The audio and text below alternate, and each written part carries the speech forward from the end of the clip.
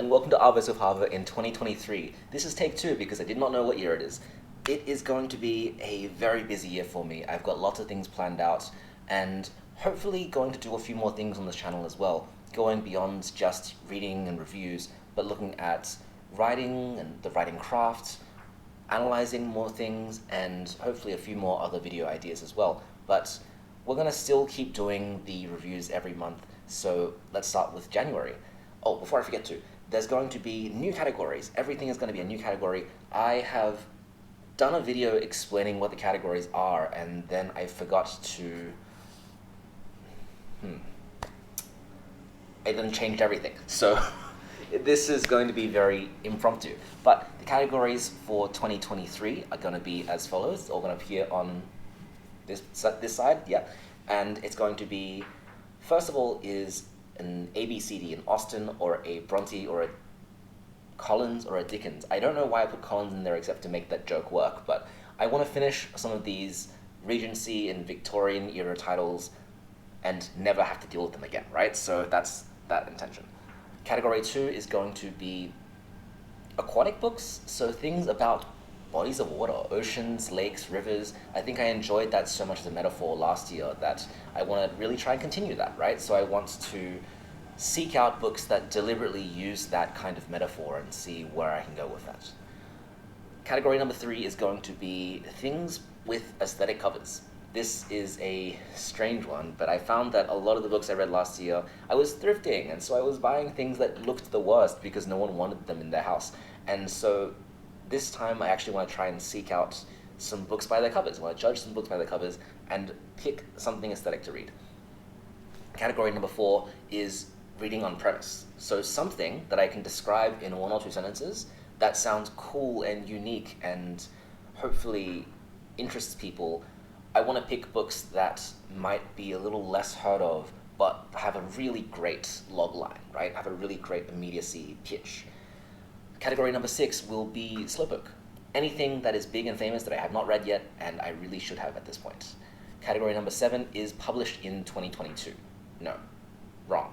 Published in 2023. See, I don't know what year it is anymore.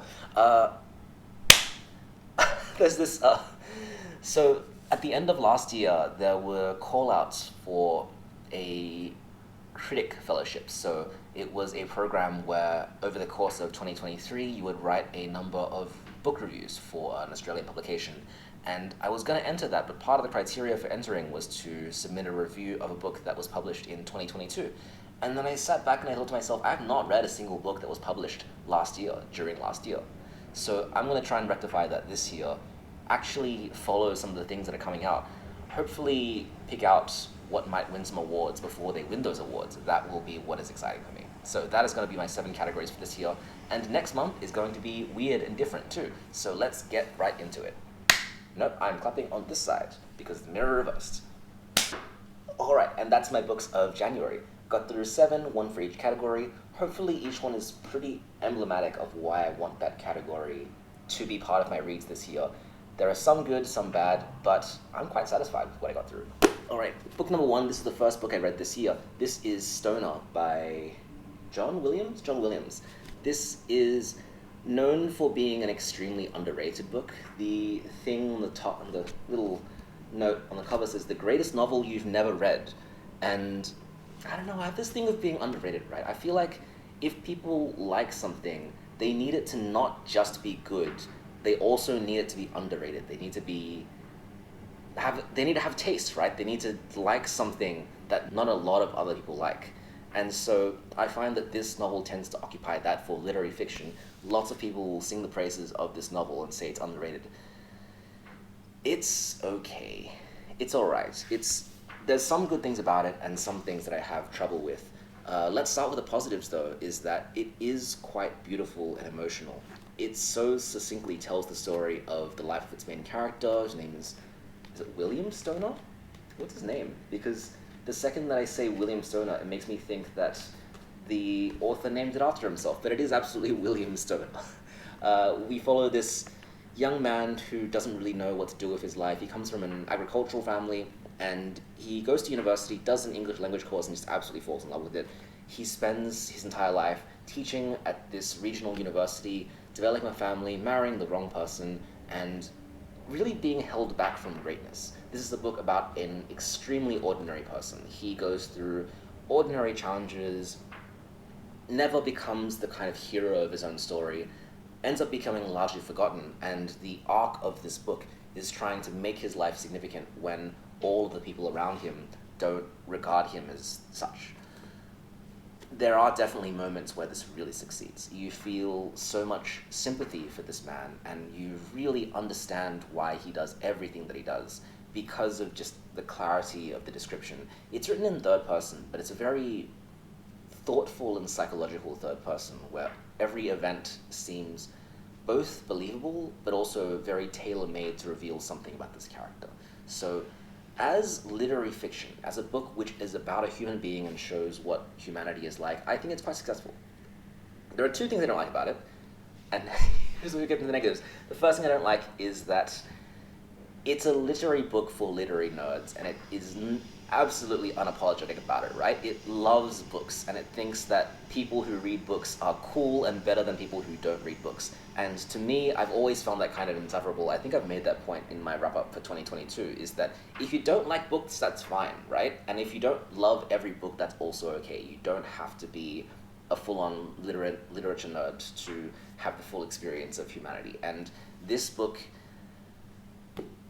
falls into that pattern of thinking that because our title character understands literature and is so much more well-read than the other characters, then he's wiser and kinder and better as a human being than others. And that just, I hate that trope, right? I think it's so silly.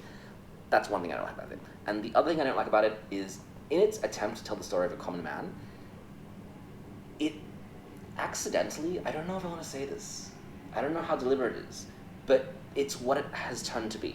It has become a story about male entitlement and the angst that comes from not receiving it. It's very much like Catcher in the Rye, where it's a book where a character doesn't get all the things that society tends to promise young white men, which is a good job and a stable relationship and meaning and fulfillment in life, right? These are the things that tend to be the base narrative of a lot of coming-of-age texts, and this novel rails against that by not giving the protagonist everything that he wants.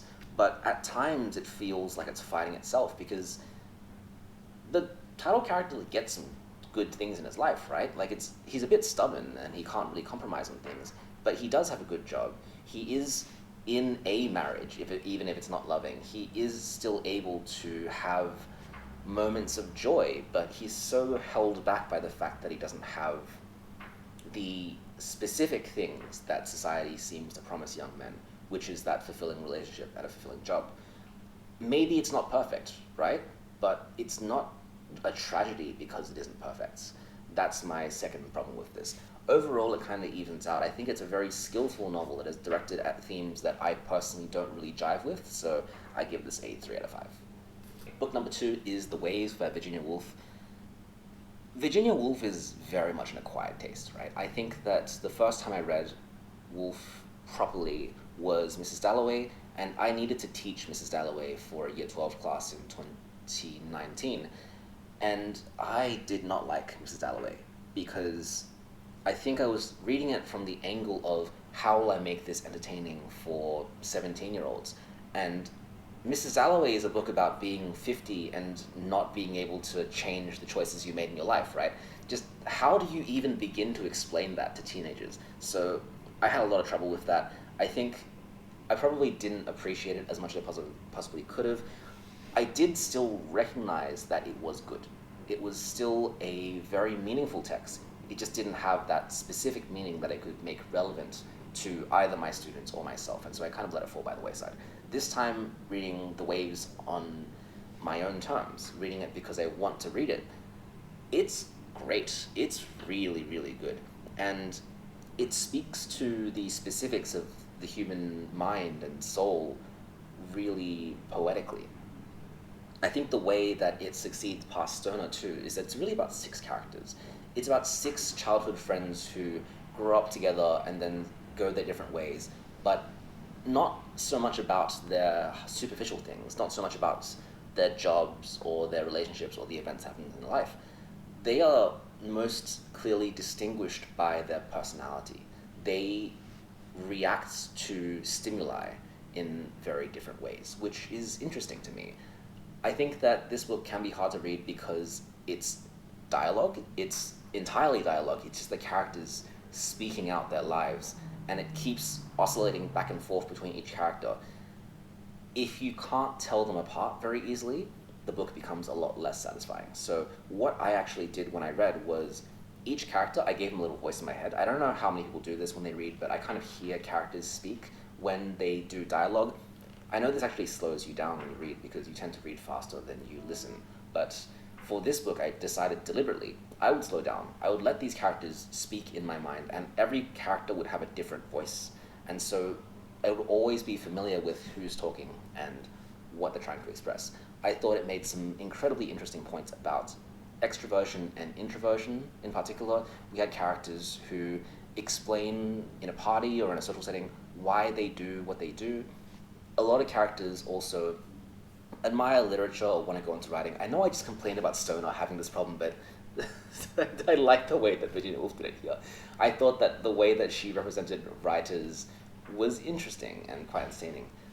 The way that different writers got their material from different things. One character takes stories from others, whereas other characters seek that out within themselves, right? I thought that was very interesting. I think just one of the best things that Virginia Woolf does is she recognizes the innate differences between people and is able to articulate them in a certain way.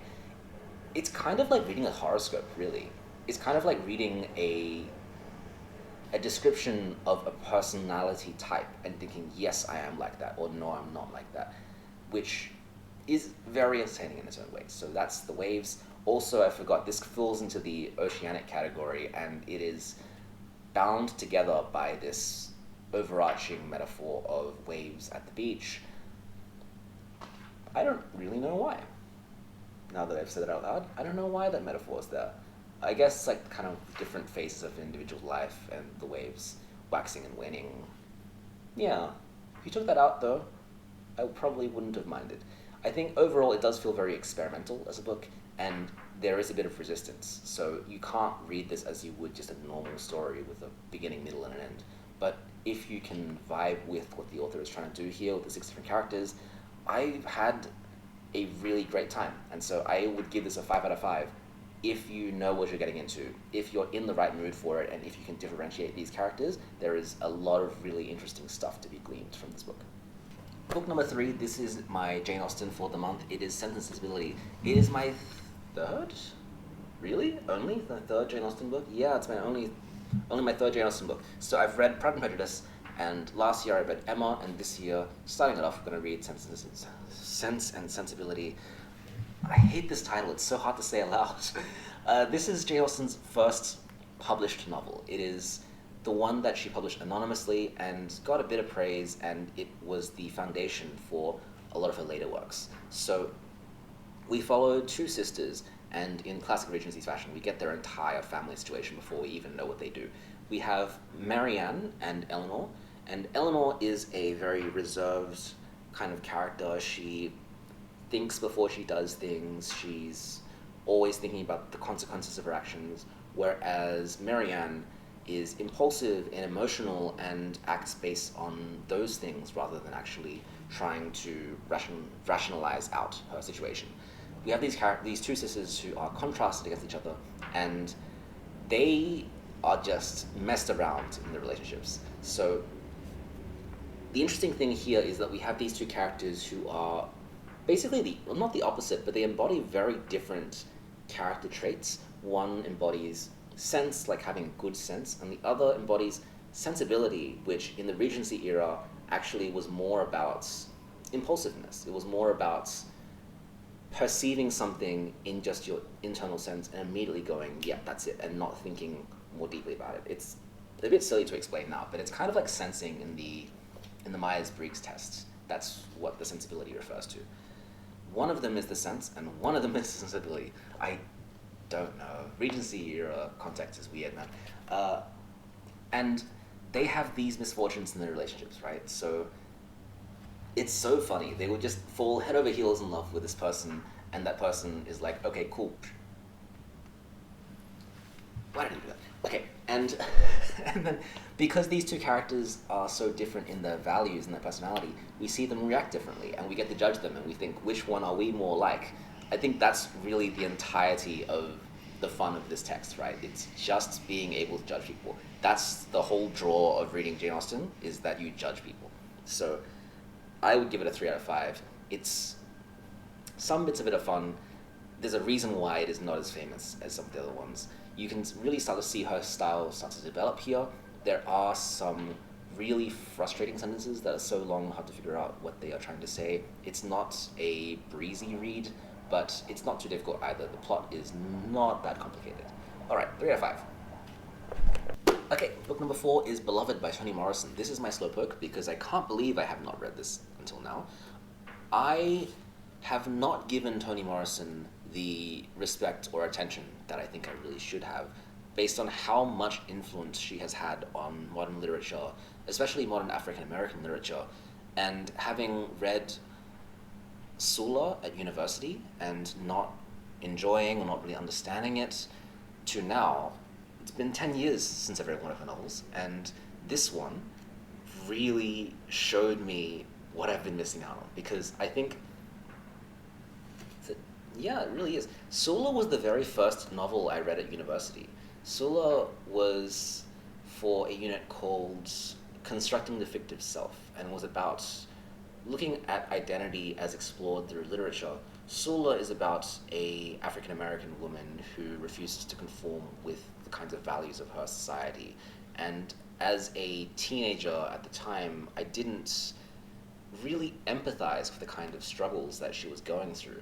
And so having grown older and read more things and coming back to Toni Morrison, it's so much easier to appreciate the way that she represents characters in terms of difficulty.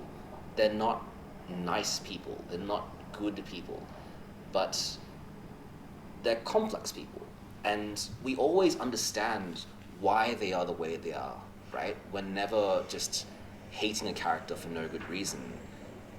We don't necessarily have to identify with them, but we study them in a really complex and intricate way.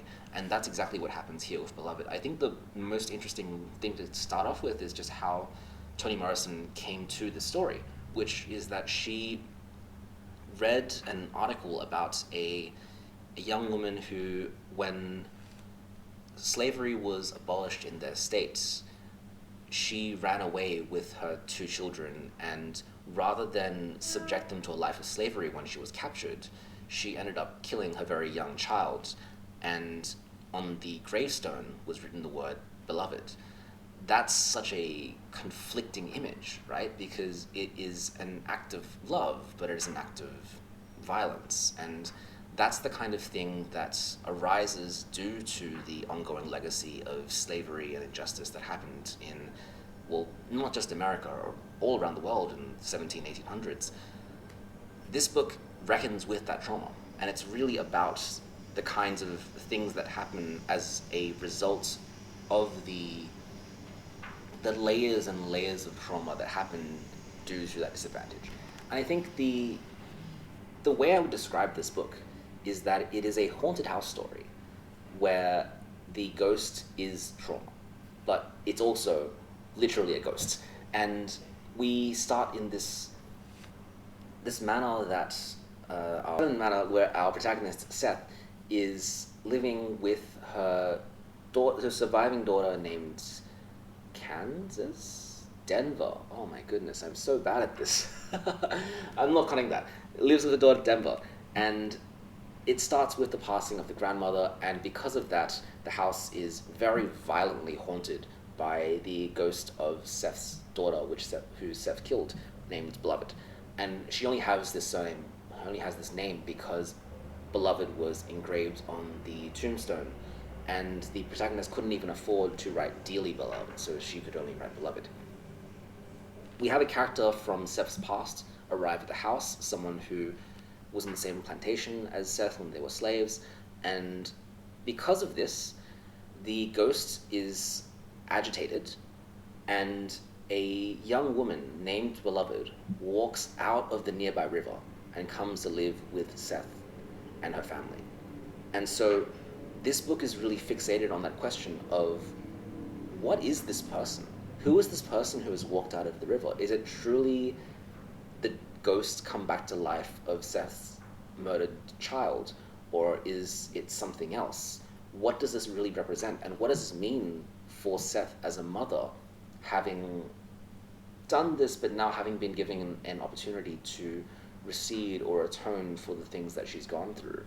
Is there any possible way of returning to normalcy as an individual, having been through that traumatic experience?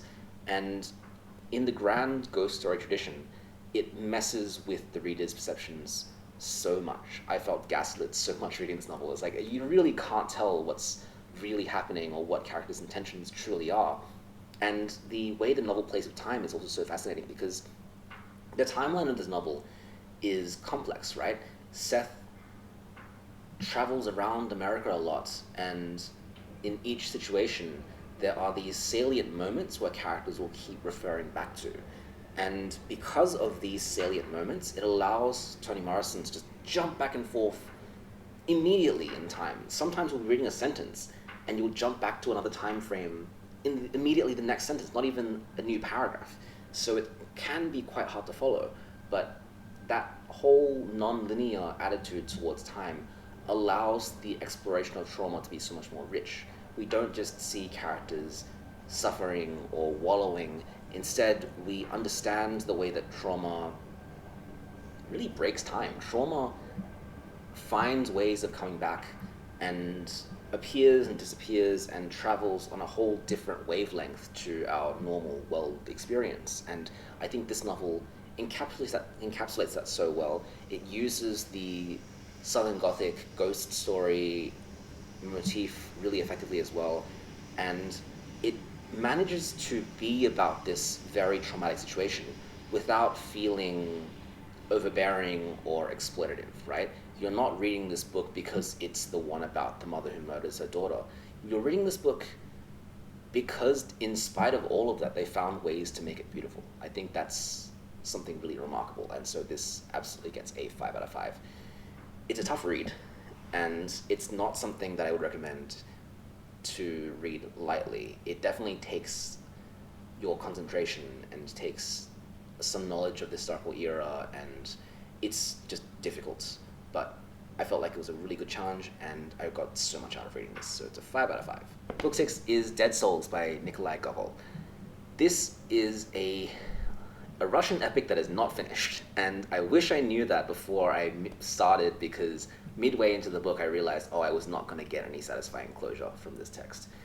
I have a copy of the Namesake by Jhumpa Lahiri, and that's been something that I've been meaning to read for a while. I read her short story collection, Interpretive Maladies, and I loved that, and so I wanted to read The Namesake as well. A couple of pages into The Namesake, I realized that it is about a character named after Nikolai Gogol, and so I bought a copy of Dead Souls because I wanted to know the references before I read The Namesake. As it turns out, The Namesake is about his short story, The Overcoat, which I read before Dead Souls to kind of try and get the vibe. And The Overcoat is very, very, very funny. It's an incredibly enjoyable story about a Russian bureaucrat who's very mid-level, and he buys an overcoat because it's the one little luxury he'll give himself in his life, right?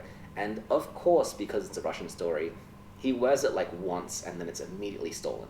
And then we see the unraveling of this person because of the most significant thing in their life being buying a coat and then losing the coat. I thought that was just such an interesting satire of the Russian bureaucracy and just their attitudes towards money and livelihood, and that's extended very much in Dead Souls. This book is a satire of the Russian aristocratic class. It follows a character named, I'm going to pronounce it wrong, I want to say Chichirikov. I'm going to put it on the screen because I can't pronounce properly. And he is, again, a mid-tier government bureaucrat who goes around to all the aristocrats in the area, all the landowners, and he goes, can I buy your dead serfs, your dead peasants, right? This is set in an era in Russia where you could legally own your peasants or your serfs, the people who would work on your land. It's kind of like slavery. They're definitely in servitude to the landowners, and our protagonist is walking around buying all the dead people at a discount. And so we spend the whole first part of the novel, which is about half of what Gogol ended up finishing, watching Chichirikov walking around and just buying dead people from caricatures of rich people in society, right? We get a clear sense that no one who is rich in this book deserves their wealth. Everyone who is rich is arrogant or idiotic or silly or forgetful or some other kind of vice. So there really isn't any kind of sense that people who are rich deserve to be rich. And they all kind of get swindled by our protagonist. And it's very funny. Describing it out loud is just so absurd, this idea of this person going to rich people's houses, eating dinner with them, partaking in their resources and their hospitality, and then giving them this MLM sales pitch that's like, I will buy the concept of dead serfs from you, and trying to convince them that it's a good deal. And so the funny thing too is that you get the feeling that Gogol began this book thinking, I'm going to write a comedy. And then he finished his first part and published it because it's published in a serialized edition. And then he thought to himself, hey, this is not just a fun jaunt, right? This is actually social commentary. This is a book that can save Russia. This is a book which, if I write it properly, will encapsulate the zeitgeist of my era and absolutely return our nation to greatness. And so he tortured himself trying to write the rest of this book and have it live up to his lofty expectations. He wrote part 2 and got dissatisfied and burned it, and wrote it again and burned it again. And so we have just the absolute remnants of this book. And it's so interesting too, because reading part 1, there's energy and it's funny and it's entertaining, which is not something I thought I would say for a Russian epic written in the 1800s, but it's genuinely quite funny. And then you get to part 2. And part 2 is where Chichirikov reveals his plan and reveals how he's going to earn money, but also the fact that he's now a bit rich because of his dead souls scheme. He's also starting to develop some of the negative character traits that the other rich people have in his society. And so it starts to become about social commentary. We start to get these paragraphs that are trying to dissect the human soul. It's a lot less fun, and then the book ends mid-sentence in part 3 because it's just unfinished. It's an interesting experience. I probably wouldn't recommend it. I don't think anyone absolutely has to read this unless you have a fascination with the Russian literature. I think it's interesting because Gogol is one of the earliest novelists in the Russian tradition, and having read this, you can definitely see the DNA of this or The Overcoat in something like Crime and Punishment, or in something like Anton Chekhov even. The kind of ways of gently mocking, gently satirizing the status quo in society, and probing a little deeper to try and say something quite salient about the human condition. That's definitely here. And so if you're interested in perusing the Russian classics, then this is something that you will eventually come across.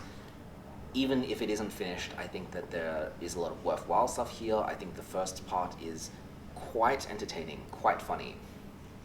Does take a little bit of effort passing through it, but it's good, right? And then it kind of goes downhill from that. So that's my in translation for January. Give it a 3 out of 5. I also forgot in the beginning, when I was naming my categories, I forgot to name the category of in translation. That is going to be books that are translated from any other language, something where I can actually think about the plots and the characters rather than focusing on the use of the English language. I think translation is so interesting, especially for old classics, because there's a few different ones, and there's discussion about which one is better. It's interesting because every translation imparts something of its translator to the text, so there is no such thing as a perfect translation. There is only decisions that are made by the translator. And having read more text in translation, hopefully it'll allow me to have a better grasp of narrative and structure as well. All right, book number 6. This is on my premise. This is The Lucky Galah by Tracy Sorensen. This is an Australian novel. And the premise of this book is, it is the 1960s. It is Perth. It is the moon landing. And we hear the story told through the perspective of a telepathic Galah. It's great, right? So the story is that because the moon landing is going to need constant communication all around the world, and this is true, by the way, they set up a station in regional Western Australia. I don't know why I said Perth. Regional Western Australia.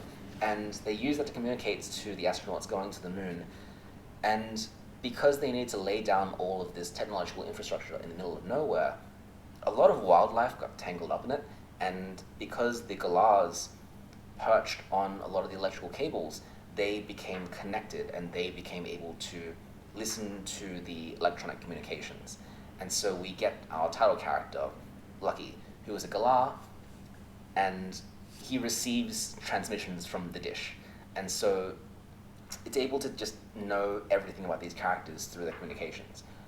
It's interesting because it's really kind of an exercise in third person limited, where instead of the author being the narrator, it's a Galah. And the Galah doesn't do much. It's not a character who has a lot of agency in the text, but it is distant enough from our characters that they can give an interesting account of who these people are. We follow the scientists who are setting up the dish, but we also see their relationships to others. The scientist's wife, who he brings out into this remote community, and how she is able to integrate with the society around her. We also see the people who have lived in those regional Australian environments all their lives, for generations, and how they engage with being so remote, but also the kind of monumental narrative of the moon landing itself. I also like this ongoing motif of coincidence or fate or destiny or just completely coincidental things coming together to make great results. I think that's something that comes to a head in the book's climax, where it actually describes the moon landing and how all of these tiny little coincidences go into making this landing happen. But also, just as easily, these coincidences can make such a good situation just absolutely fall apart. And I also thought how fascinating it was that the Galah, the protagonist, because of its perspective, understands this so much better than the actual characters do. So the human beings are naively thinking, oh, this is just how everything played out. Whereas the Galah knows better. The Galah knows exactly why each person was where they were. It does take some suspension of disbelief because it is a big, like, how do you know the parts you weren't there for kind of question. But I don't know, I could really forgive it. I enjoyed it. And I think what works so well too is that the Galah perspective is not serious. It is extremely silly. And the silliness gives the novel levity that I think a lot of Australian literary fiction sorely needs. I thought to myself on finishing this is really just Cloud Street. This is just Cloud Street again, right? It's the generational epic set in Western Australia about ordinary Australians and intermingled with giant historical events with a little bit of magical realism in there. But the main difference is that Cloud Street clearly wanted to be a monumental literary work, and The Lucky Galah is happy to be silly every now and then. It's not trying to be hugely meaningful, and it's not constantly putting characters through traumas to try and get at their core. It is sometimes just really simple, silly anecdotes, and that is so much more fun. I think also I loved how so many of the little details in this book came back later. I felt like a problem with Cloud Street was that it would raise interesting details or interesting moments and not really use them, right? They just kind of fizzled out. Whereas here, even details that I didn't think would be important became important later. And that rings true with the novel's core theme of coincidences, but it's just fun, right? When you're later in the text and you go, oh, this little thing from the beginning is relevant again. And it uses nonlinearity in an interesting way too, because the Galah is telling a retrospective story. And the Galah refuses to explain to us how everything happens, how everything connects to each other. until towards the very end, right? And so we're constantly discovering things, we're constantly being surprised, and it's just enjoyable all the way. I would give it a 5 out of 5. Such a great experience. And it's also just good to go, hey, have you read this novel? It's from the perspective of a Galah. Okay, and last book for January, this is Compulsion by Kate Scott, and it was published in January of 2023. It was so hard to find a book that was published in 2023 that I wanted to read, because January, I'm guessing, is not a big book month, but that is okay. This is an Australian novel too. It is it's a debut, and it's by a music journalist, and she chronicles the kind of environments around, I don't want to say Australian, I actually don't know, because the whole time I was reading this I was thinking, is this set in Australia? Is this set in New South Wales? I could not tell, because the author is from Thurl, which is, I'm pronouncing that wrong, which is on the south coast of, around kind of like south of Sydney, not too far south, whereas you could probably just drive into the city every now and then, it's possible, right? And I didn't know if this book is trying to represent kind of unreal version of that, because the name of the town here is Abergele, which is a town in Wales. And it does kind of feel Australian. Every now and then there are just phrases or situations that make me think, oh, that's very Australian of these guys. And at times I think that doesn't seem quite like the scene. It's about the music scene of the kind of the 2000s, really. And it's focused on electronic and psychedelic music, dance and trance and electropop and synth, those kinds of music, and mixed with the drug culture that developed around them. We have a protagonist named Lucy, who is just an absolute mess of a human being. She goes to she is a music journalist who has been through a lot of personal traumas, and she goes to a lot of shows and takes a lot of drugs, and she has very chaotic friends. And at the beginning of the novel, she decides, once and for all, I'm going to take a break. And so she moves to this regional town of Abergele and brings only her closest friends with her to try and break some of the patterns that existed with her previously. And she meets Robin, who is a young man from that region, who is very, I would say, peaceful. He's reserved and shy and nothing like Lucy, right? He's not chaotic at all. And so it's about how this relationship is able to calm her down a bit, but also help her realize the kinds of influences that made her behave in the way that she did before. It's joyful, and it's peaceful, and it's relaxing, and there's a lot of drugs and a lot of music in it. I don't really know how to describe it, but actually I enjoyed it quite a lot. I would give it a 4 out of 5 just because I think the fantasy of having friends that have this much fun with each other is nice. It sounds so sad when I say that. I apologize to all my friends watching this video. I do have fun when I hang out with you guys. But the way that it's represented in this book is just vibrant. And even the chaotic moments where characters are like passed out or bleeding or just having absolute breakdowns, for some reason it's still compelling to me, and that worked out quite well. The only thing that holds it back to me is the writing style is a bit weird, and it's hard to get used to because it doesn't feel like a novel, and it doesn't feel like it's telling a story. It feels like a music journalism long form piece, right? It feels really, really written up. Some sentences feel very overwritten to have just stylistic oddities to them that you normally wouldn't need to do with prose. And this feeds itself into the dialogue as well. The dialogue is inhuman. People don't talk like they talk in this novel. I'm going to find some examples because it sticks with me so badly, right? So one of the core plot beats is that Robin and Lucy go out for walks on the coast, and they discuss relationships, and they discuss their own personal worldviews and all of those things. I'm just going to find one random example of dialogue. So this is a conversation between Lucy's friend and Robin. Lucy adores you, she says, turning back to Robin. Meanwhile, I think you want to go to bed with us, all of us. Robin says, that's no secret to me. And Lucy replies, you minx, I knew it. She wonders why you're with Meg, which to be fair, I don't understand either. She's gorgeous, a triumph of symmetry and dentistry, but I don't get how it fits together. What do you talk about? Are you the type that just needs a girlfriend, Robin, that thinks that they can't function without one? And Robin replies, possibly. You're not the first to say that. It was only Isabella and me growing up. I used to sleep in her bed when I had nightmares, and she walked me to school every day, supervised my homework. I attached myself to her friends like a limpet, and my teenage years were spent riding around in carfuls of girls, the place I felt most comfortable since. When I left home, I lived with a girlfriend, one of Isabella's friends, actually. After that ended, I lived with my dad for a stretch, and then I moved in with another of Izzy's friends, became my girlfriend. It's not how people talk to each other. It's narrating things about their lives to each other.